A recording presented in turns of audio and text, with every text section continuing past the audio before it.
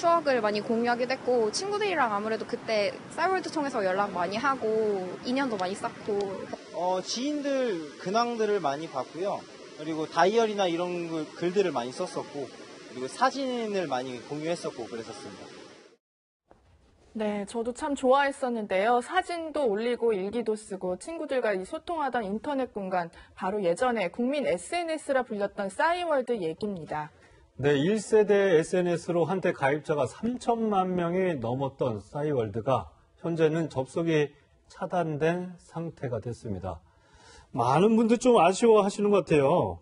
이호선 교수께서도 싸이월드 하셨나요? 저는 옛날에 무슨 도토리 하길래 이거 무슨 동물들 키우는 그런 건 줄 알았어요. 다람쥐 모임 이런 건 줄 알았죠. 근데 저도 그때 일촌들 아마 저 보고 계신 분들 많이 계실 겁니다. 그때 당시 우리 싸이월드라고 하는 게 사실 시대의 공개 일기장 같은 그런 역할을 했었거든요. 그러면서 친구들과 더불어서 나의 삶을 공개적으로 고백을 하고 그러면서 사람들과의 관계를 가시적으로 나타낸 1차망 형성이었기 때문에 어쩌면 지금 요새 말하는 인사이더라고 하는 인싸나 아니면 흔히 말하는 셀럽이라는 건 그때부터 시작된 게 아닌가 이런 생각이 드는데 저도 그때 워낙에 많이 여러 그 관계망을 통해 가지고 그때는 또 인물이 괜찮았어요. 아, 그때 네, 사진도 올리고 그러면서 그때의 사진이 남아 있는데 중요한 건 지금 싸이월드가 더 이상 이 내용들을 가지고 있을 만한 상황이 못 되기 때문에 시대가 가지고 있던 추억을 지금 완전히 날려버릴 판이다. 그러니까 다 사라지게 되는 거예요. 다 사라지게 되는 거죠. 이게 지금 11월 12일 다음 달 지금으로부터 딱 한 달 남았거든요. 도메인이 그때 되면 그때까지 해결을 하지 않으면 없어지는 상황이기 때문에 다들 그때 추억뿐만 아니라 기억들과 여러 자료들을 가지고 있는 분들은 다들 노심초사하고 있는 상황입니다. 네. 김광삼 변호사는 3,000명 가운데 한 명이었습니다. 저도 한 명이었죠. 아, 하셨어요? 그때 안 하셨을 것 같은데. 아니요. 그때 굉장히 광풍이 많이 불어가지고, 적극적으로 하진 않았지만, 그때는 싸이월드를 안 하면, 유행에서 좀 뒤떨어진 사람이었어요. 인싸가 아니었고. 그리고 대화가 되지 않았어요. 그 정도로 엄청난 거였는데, 그래서 이제 그 당시 어떤 기준을 보면, 싸이월드가 이게 굉장히 더욱더 번성을 해서, 향후에는 정말 좀 더 지금 카카오 못지않게, 카카오톡 못지않게 그러려고 생각했는데, 이게 사실은 페이스북이랄지, 아니면 이제 다른 SNS에 의해서 점차적으로 이게 쇠퇴의 길을 걸은 것 같아요. 그래서 저게 우리가 볼 때는 싸이월드 운영하는데 돈이 별로 안 들 것 같아도 저 굉장히 많은 돈이 들거든요. 네. 결과적으로 이제 재정적으로 문제가 되다 보니까 또 새로운 시대에 맞게 또 이렇게 어떤 혁신 그런 걸 못한 결과라도 봐요. 그래서 결과적으로 저는 이제 그만둔 지 꽤 오래돼서 저기에서 제가 홈피에 올렸던 사진 이런 것들을 다시 백업받고 그럴 필요는 없는데 일반적으로 저렇게 만약에 폐쇄를 하게 되면 백업을 시간을 주거든요. 공지를 하고.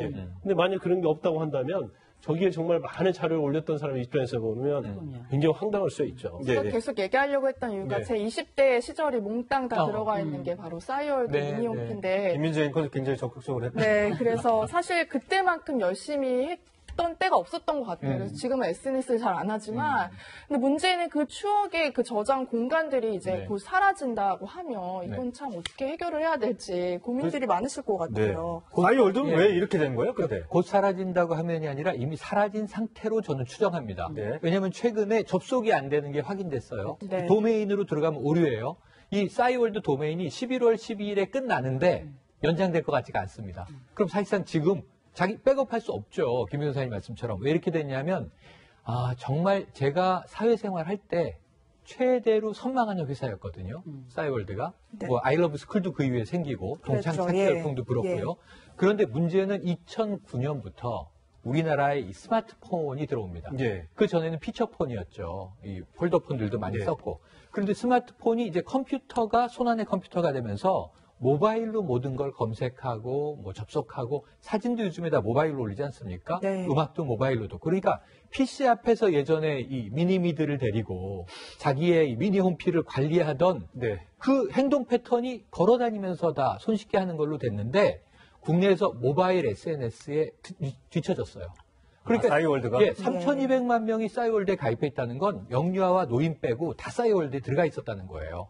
그래서 실제로 싸이월드를 분석하면 오프라인에서의 사람들의 행동 패턴을 분석하는 대학원 때 연구를 했던 기억도 나요. 그런데 문제는 이제 다 모바일로 옮겨 타면서 싸이월드가 좀 번거로워졌습니다. 빠르고 간결하고 손쉬운 거. 트위터가 들어오면서 140자 이내로 모든 걸 쓰시오. 페이스북 나오고 인스타그램 나오고. 그러니까 변화된 시대에 맞추지 못했던 셈이 돈이 많을 때 모바일에 좀 투자를 했어야 되는데 PC 시대에 누렸던 제국으로서 모바일 시대에는 뒤처지게 된 것 같습니다. 네, 알겠습니다. 여러모로 아쉬워하시는 분들 그리고 젊었을 때 이 추억을 한꺼번에 잃어버리는 거 아닌지 걱정하시는 분들 굉장히 많은 것 같습니다. 네, 이 시간 핫랭킹 마지막으로 넘어가 보도록 하겠습니다.